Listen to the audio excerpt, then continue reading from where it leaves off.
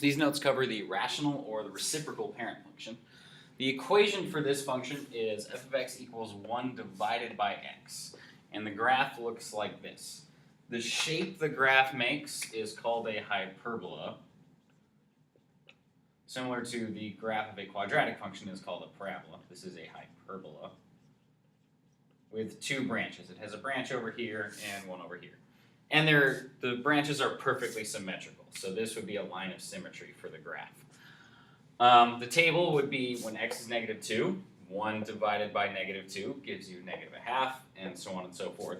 Note that this, when x is 0, the graph is not defined.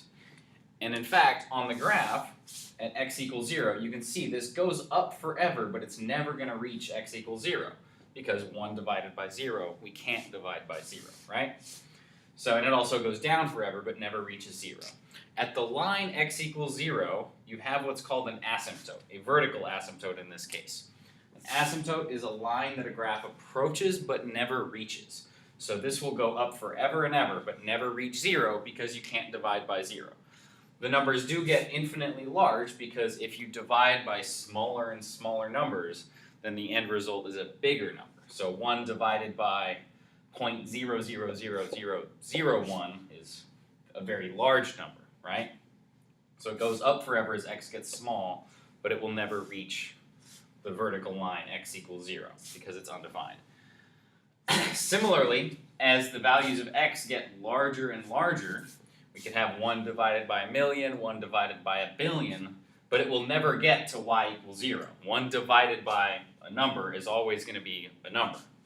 And similarly, from the negative direction, you'll get really, really small negative numbers, but you'll never get to 0. So you have a horizontal asymptote at the line y equals 0.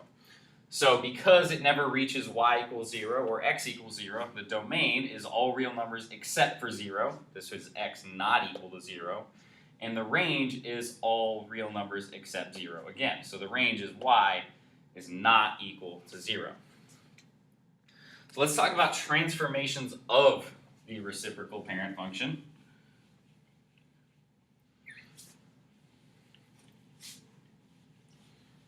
So the transformations for this function, you might be surprised to find out, they work the same as the transformations for all of the other functions we've learned about. So a general way you could see that this function is written is a times 1 over x minus h plus k, right? So the a, if a is greater than 1, we have a vertical stretch by a. Or if a is between 0 and 1, we have a vertical compression by a. Whatever a happens to be. And also, if we have a negative in front of here, so anytime a is less than 0, well, say the absolute value of a is less than 1, and the absolute value of a is greater than 1. Now, if a by itself is less than 0 or negative, then it's going to reflect across the x-axis. Just like with a square root function or a quadratic function, the x minus h part, now that notice this happens inside of the function. We always say inside the function. So if you were evaluating something, the first thing you would do is have to subtract h from x. So this minus h shifts the graph left or right. So if we're subtracting, if it's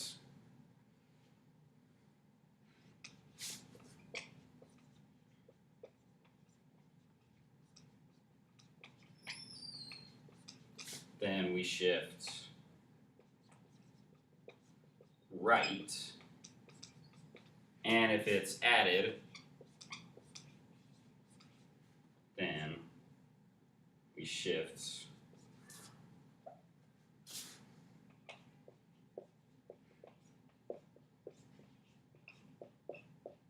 right? And then the k value, just like with all the other function, this is going to shift up or down. So positive means up, and negative means down. Now, if we're shifting the parent function left, right, up, or down, then we're also shifting the asymptotes. So generally, this graph will have a vertical asymptote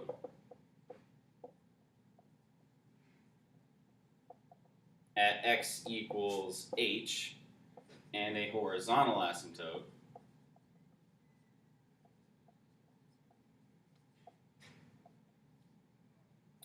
at y equals k. So, to show you what I mean, we'll run through one example.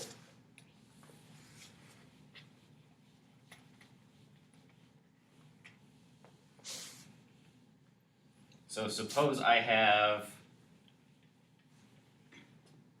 f of x equals 3 over x plus 1 minus 4. So what transformations?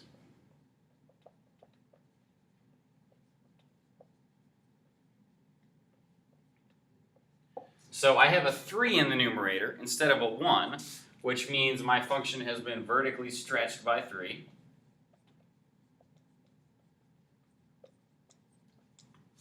In my denominator, I'm adding 1.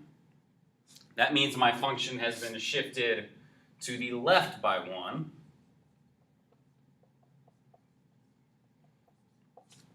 And it has shifted down 4 because of the minus 4.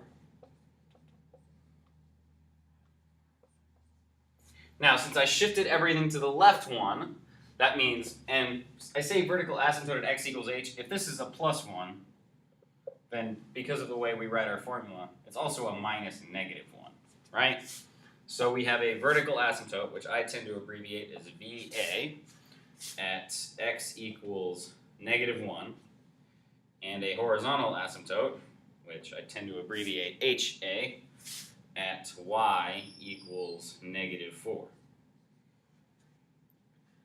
And then because we have asymptotes at these points, or at these lines, the domain is x cannot equal negative 1, and the range is y cannot equal negative 4. So don't get these mixed up. The asymptote is the line the graph doesn't touch. Because it doesn't touch that line, its domain does not include that line, because domain is all the x values that are included in the function. And similarly with range. The horizontal asymptote is y equals negative 4. That's the line that it doesn't touch. And because it doesn't touch that line, the range is everything except for negative 4. So tomorrow in class we'll be looking at some much more complicated rational functions where instead of simple 3 over x minus something, we'll have polynomials divided by other polynomials, which the graphs will look similar, but they have some more interesting features. All right?